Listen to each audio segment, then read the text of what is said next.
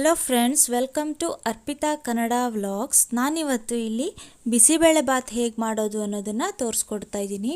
ತುಂಬ ಈಸಿಯಾಗಿ ಮಾರ್ನಿಂಗ್ ಬ್ರೇಕ್ಫಾಸ್ಟ್ಗೆ ಸುಲಭವಾಗಿ ಬೇಗ ಮಾಡ್ಕೊಬಿಡಬಹುದು.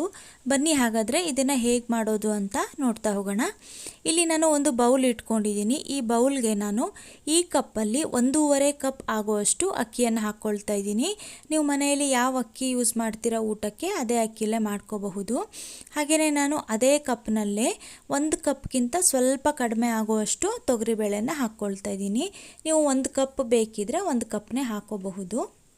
ಇದೆಲ್ಲದನ್ನು 2 ಸಲ ಚೆನ್ನಾಗಿ ವಾಶ್ ಮಾಡಿಕೊಂಡು ಒಂದು ಕುಕ್ಕರ್ಗೆ ಹಾಕ್ಕೋಬೇಕಾಗತ್ತೆ. ನಾನು ವಾಶ್ ಮಾಡಿಕೊಂಡು ಇವಾಗ ಕುಕ್ಕರ್ಗೆ ಹಾಕ್ಕೊಳ್ತಾ ಇದ್ದೀನಿ. ಇದಕ್ಕೆ ನಾವು ನೆಕ್ಸ್ಟು ತರಕಾರಿಗಳನ್ನೆಲ್ಲ ಆ್ಯಡ್ ಮಾಡ್ತಾ ಹೋಗೋಣ. ಇಲ್ಲಿ ನಾನು ಒಂದು ಮೀಡಿಯಮ್ ಸೈಜ್ ಟೊಮ್ಯಾಟೋವನ್ನು ಹೀಗೆ ಚಿಕ್ಕ ಚಿಕ್ಕದಾಗಿ ಕಟ್ ಮಾಡ್ಕೊಂಡು ಹಾಕ್ಕೊಳ್ತಾ ಇದ್ದೀನಿ.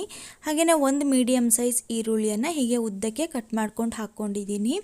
ನಂತರ ಇಲ್ಲಿ ನಾನು 1/4 ಕಪ್ ಆಗುವಷ್ಟು ಕ್ಯಾರೆಟನ್ನು ಈ ಥರ ಚಿಕ್ಕ ಚಿಕ್ಕದಾಗಿ ಕಟ್ ಮಾಡ್ಕೊಂಡು ಹಾಕ್ಕೊಂಡಿದ್ದೀನಿ. ಹಾಗೆಯೇ 1/4 ಕಪ್ ಆಗುವಷ್ಟು ಆಲೂಗೆಡ್ಡೆಯನ್ನು ಕೂಡ ಹೀಗೆ ಚಿಕ್ಕದಾಗಿ ಕಟ್ ಮಾಡ್ಕೊಂಡು ಹಾಕ್ಕೊಂಡಿದ್ದೀನಿ. ನಂತರ ಇಲ್ಲಿ 1/4 ಕಪ್ ಆಗುವಷ್ಟು ಬೀನ್ಸನ್ನು ಕೂಡ ಹೀಗೆ ಕಟ್ ಮಾಡ್ಕೊಂಡು ಹಾಕ್ಕೊಂಡಿದ್ದೀನಿ. ನಂತರ 1/4 ಕಪ್ ಆಗುವಷ್ಟು ಹಸಿ ಬಟಾಣಿಯನ್ನು ಹೀಗೆ ಹಾಕ್ಕೊಳ್ತಾ ಇದ್ದೀನಿ. ಹಸಿ ಬಟಾಣಿ ಇಲ್ಲ ಅಂದರೆ ನೀವು ಒಣಗಿದ ಬಟಾಣಿಯನ್ನೇ ಓವರ್ನೈಟ್ ನೆನೆಸಿಟ್ಟು ಹಾಕ್ಕೋಬಹುದು. ಹೀಗೆ ಇದಕ್ಕೆ ನಾನು ರುಚಿಗೆ ತಕ್ಕಷ್ಟು ಉಪ್ಪನ್ನು ಹಾಕ್ಕೊಳ್ತಾ ಇದ್ದೀನಿ. ಉಪ್ಪನ್ನು ನಾವು ಆಮೇಲೆ ಮತ್ತೆ ಆ್ಯಡ್ ಮಾಡ್ಕೋಬೇಕಾಗತ್ತೆ. ಇವಾಗ ನೋಡಿ ಹಾಕ್ಕೊಳ್ಳಿ. ಉಪ್ಪು ಹಾಕ್ಕೊಂಡು ನೆಕ್ಸ್ಟ್ ಇದಕ್ಕೆ ನಾನು 1/4 ಟೇಬಲ್ ಸ್ಪೂನಿನಷ್ಟು ಅರಿಶಿನದ ಪುಡಿಯನ್ನು ಹಾಕ್ಕೊಳ್ತಾ ಇದ್ದೀನಿ.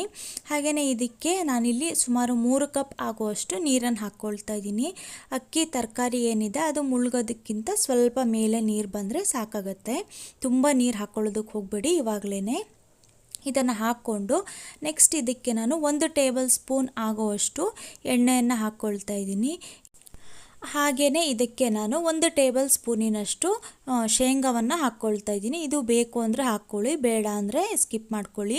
ಇದೆಲ್ಲವನ್ನು ಹಾಕಿ ಆದಮೇಲೆ ಇದನ್ನು ಚೆನ್ನಾಗಿ ಒಂದು ಸಲ ಮಿಕ್ಸ್ ಮಾಡಿಕೊಂಡು ಕುಕ್ಕರ್ ಮುಚ್ಚಳವನ್ನು ಮುಚ್ಚಿ ನಾವು 2 ವಿಸಲ್ ಹೊಡೆಸ್ಕೊಂಡ್ರೆ ಸಾಕಾಗುತ್ತೆ. ಅನ್ನ ಹಾಗೆ ತರಕಾರಿ ಎಲ್ಲ ಬೆಂದಿರುತ್ತೆ. ತುಂಬ ಮೆತ್ತಗೆ ಮಾಡ್ಕೊಳ್ಳೋದಕ್ಕೆ ಹೋಗಬೇಡಿ, ಇಷ್ಟು ಸಾಕು. ಇವಾಗ ನಂತರ ಇಲ್ಲಿ ನಾನು ಒಂದು ಸ್ಟವ್ ಮೇಲೆ ಬಾಣಲೆಯನ್ನು ಇಟ್ಕೊಂಡು ಇದಕ್ಕೆ 2 ಟೇಬಲ್ ಸ್ಪೂನ್ ಆಗುವಷ್ಟು ಎಣ್ಣೆಯನ್ನು ಹಾಕ್ಕೊಂಡಿದ್ದೀನಿ. ಹಾಗೆಯೇ 2 ಟೇಬಲ್ ಸ್ಪೂನ್ ಆಗುವಷ್ಟು ಇದಕ್ಕೆ ತುಪ್ಪವನ್ನು ಹಾಕ್ಕೊಳ್ತಾ ಇದ್ದೀನಿ. ನೀವು ಬೇಕಿದ್ರೆ ಪೂರ್ತಿ ತುಪ್ಪದಲ್ಲೇ ಕೂಡ ಮಾಡ್ಕೋಬಹುದು. ಇವಾಗ ಎಣ್ಣೆ ಕಾದ್ಮೇಲೆ ಇದಕ್ಕೆ ನಾನು 1 ಟೇಬಲ್ ಸ್ಪೂನ್ ಆಗುವಷ್ಟು ಸಾಸಿವೆಯನ್ನು ಹಾಕ್ಕೊಳ್ತಾ ಇದ್ದೀನಿ. ಸಾಸಿವೆ ಸ್ವಲ್ಪ ಸಿಡಿತಾ ಇದ್ದಾಗೇ ಇದಕ್ಕೆ ನಾನು ಇಲ್ಲಿ ಶೇಂಗಾ ಹಾಕ್ಕೊಳ್ತಾ ಇದ್ದೀನಿ. 2 ಟೇಬಲ್ ಸ್ಪೂನಿನಷ್ಟು ಶೇಂಗಾವನ್ನು ಹಾಕ್ಕೊಳ್ತಾ ಇದ್ದೀನಿ. ಶೇಂಗಾ ಸ್ವಲ್ಪ ಕ್ರಿಸ್ಪ್ ಆಗಬೇಕು. ನಂತರ ಇಲ್ಲಿ ನಾನು ಇದಕ್ಕೆ 4 ಗೋಡಂಬಿಯನ್ನು ಹೀಗೆ ಚೂರು ಮಾಡಿಕೊಂಡು ಹಾಕ್ಕೊಳ್ತಾ ಇದ್ದೀನಿ. ಇದು ಆಪ್ಷನಲ್ಲು, ಬೇಕು ಅನ್ನೋಂಗಿದ್ರೆ ಹಾಕ್ಕೊಳ್ಳಿ, ಹಾಕ್ಕೊಂಡ್ರೆ ಚೆನ್ನಾಗಿರುತ್ತೆ. ಹಾಗೆಯೇ ಇಲ್ಲಿ ನಾನು 1 ಒಣಮೆಣಸಿನ್ಕಾಯಿಯನ್ನು ಹೀಗೆ 2 ತುಂಡು ಮಾಡಿಕೊಂಡು ಹಾಕ್ಕೊಳ್ತಾ ಇದ್ದೀನಿ. ನಂತರ ಇದಕ್ಕೆ ಸ್ವಲ್ಪ ಹಿಂಗೆ ಹಾಕ್ಕೊಳ್ತಾ ಇದ್ದೀನಿ. 1 ಚಿಟಿಕೆ ಹಿಂಗೆ ಹಾಕ್ಕೊಳ್ತಾ ಇದ್ದೀನಿ. ನಂತರ ಇಲ್ಲಿ 2 ಎಸಳಾಗುವಷ್ಟು ಕರಿಬೇವನ್ನು ಕೂಡ ಹಾಕ್ಕೊಳ್ತಾ ಇದ್ದೀನಿ. ಇದನ್ನು ಹಾಕ್ಕೊಂಡು ಚೆನ್ನಾಗಿ ಹೀಗೆ ಸ್ವಲ್ಪ 2 ನಿಮಿಷ ಫ್ರೈ ಮಾಡ್ಕೊಳ್ಳಿ. ನಂತರ ಇಲ್ಲಿ ನೋಡ್ತಾ ಇದ್ದೀರಾ, ಇವಾಗ ಅನ್ನ ಆಗಿದೆ, ಕರೆಕ್ಟಾಗಿ ಆಗಿದೆ. ಇಷ್ಟಾದರೆ ಸಾಕು. ತುಂಬ ಮೆತ್ತಗೆ ಮಾಡ್ಕೊಳ್ಳೋದಕ್ಕೆ ಹೋಗಬೇಡಿ, ತುಂಬ ಸ್ಮ್ಯಾಶ್ ಮಾಡ್ಕೊಳ್ಳೋದಕ್ಕೆ ಹೋಗಬೇಡಿ. ಇವಾಗಲೇ ಬೇಗ ಗಟ್ಟಿಯಾಗಿಬಿಡುತ್ತೆ. ಇಷ್ಟಾದರೆ ಸಾಕು. ಇವಾಗ ಒಂದು ಸಲ ಇದನ್ನು ಚೆನ್ನಾಗಿ ಮಿಕ್ಸ್ ಮಾಡಿಕೊಂಡು ನೆಕ್ಸ್ಟ್ ಇದನ್ನು ನಾನೇನು ಒಗ್ಗರಣೆ ಮಾಡ್ಕೊಂಡಿದ್ದೀನಲ್ಲ ಈ ಪಾತ್ರೆಗೆ ಅನ್ನವನ್ನೆಲ್ಲ ಹಾಕ್ಕೊಂಡಿದ್ದೀನಿ. ನೆಕ್ಸ್ಟ್ ಇಲ್ಲಿ ನಿಮಗೆ ನೀರು ಎಷ್ಟು ಬೇಕು ನೋಡಿಕೊಂಡು ನೀರನ್ನು ಹಾಕ್ಕೊಳ್ಳಿ. ನಾನು ಸುಮಾರು 2 ಕಪ್ ಆಗುವಷ್ಟು ನೀರನ್ನು ಹಾಕ್ಕೊಂಡಿದ್ದೀನಿ. ತುಂಬ ತೆಳ್ಳಗೆ ಮಾಡ್ಕೊಳ್ಳೋದು ಬೇಡ, ತುಂಬ ದಪ್ಪನೂ ಇರಬಾರ್ದು. ನಾನು ಇವಾಗ ಮಾಡ್ತಾ ಇದ್ದೀನಲ್ಲ ಇಷ್ಟು ಹದ ಇದ್ದರೆ ಸಾಕಾಗತ್ತೆ. ಇವಾಗ ನಾನು ನೀರನ್ನು ಹಾಕ್ಕೊಂಡಿದ್ದೀನಿ. ಇದಕ್ಕೆ ಸುಮಾರು 1 ನಿಂಬೆಹಣ್ಣಿನ ಗಾತ್ರದ ಹುಣಸೆಹಣ್ಣಿನ ರಸವನ್ನು ತಗೊಂಡು ಇದಕ್ಕೆ ಹಾಕ್ಕೊಳ್ತಾ ಇದ್ದೀನಿ.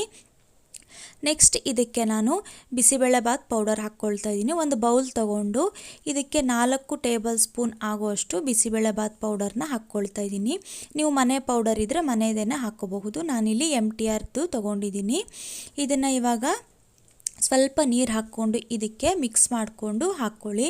ಹಾಗೆಯೇ ಹಾಕ್ಕೊಂಡ್ಬಿಟ್ರೆ ಏನಾಗುತ್ತೆ ಅಂದರೆ ಗಂಟಾಗುತ್ತೆ, ಚೆನ್ನಾಗಿ ಕರಗೋದಿಲ್ಲ ಅದು. ಹಾಗಾಗಿ ಈ ಥರ ನೀರಲ್ಲಿ ಮಿಕ್ಸ್ ಮಾಡಿಕೊಂಡು ಹಾಕ್ಕೊಳ್ಳಿ. ಇವಾಗ ನೀರಲ್ಲಿ ಮಿಕ್ಸ್ ಮಾಡ್ಕೊಂಡು ನಾನು ಇದನ್ನೆಲ್ಲ ಏನು ಮಾಡ್ತೀನಿ ಅಂದರೆ ಅನ್ನ ನಾನು ರೆಡಿ ಇಟ್ಕೊಂಡಿದ್ದೀನಲ್ಲ ಅದಕ್ಕೆ ಇದನ್ನು ಹಾಕ್ಕೊಳ್ತಾ ಇದ್ದೀನಿ. ಹಾಕ್ಕೊಂಡು ಚೆನ್ನಾಗಿ ಒಂದು ಸಲ ಮಿಕ್ಸ್ ಮಾಡ್ಕೋಬೇಕಾಗತ್ತೆ. ಚೆನ್ನಾಗಿ ಒಂದು ಸಲ ಮಿಕ್ಸ್ ಮಾಡ್ಕೊಂಡು ಆದಮೇಲೆ ಇದಕ್ಕೆ ನಾವು ಸ್ವಲ್ಪ ಖಾರ ಬೇಕು ಅನಿಸಿದ್ರೆ ಆ್ಯಡ್ ಮಾಡ್ಕೋಬಹುದು. ಇಲ್ಲಿ ನನಗೆ ಖಾರ ಸ್ವಲ್ಪ ಕಡಿಮೆ ಅನ್ನಿಸ್ತು, ಅದಕ್ಕೋಸ್ಕರ ನಾನು ಒಂದು ಬೌಲ್ಗೆ ಒಂದು ಅರ್ಧ ಟೇಬಲ್ ಸ್ಪೂನ್ ಆಗುವಷ್ಟು ಖಾರದ ಪುಡಿಯನ್ನು ಹಾಕ್ಕೊಂಡು ಅದಕ್ಕೆ ಸ್ವಲ್ಪ ನೀರು ಹಾಕ್ಕೊಂಡು ಮಿಕ್ಸ್ ಮಾಡಿಕೊಂಡು ಇದಕ್ಕೆ ಹಾಕ್ಕೊಳ್ತಾ ಇದ್ದೀನಿ.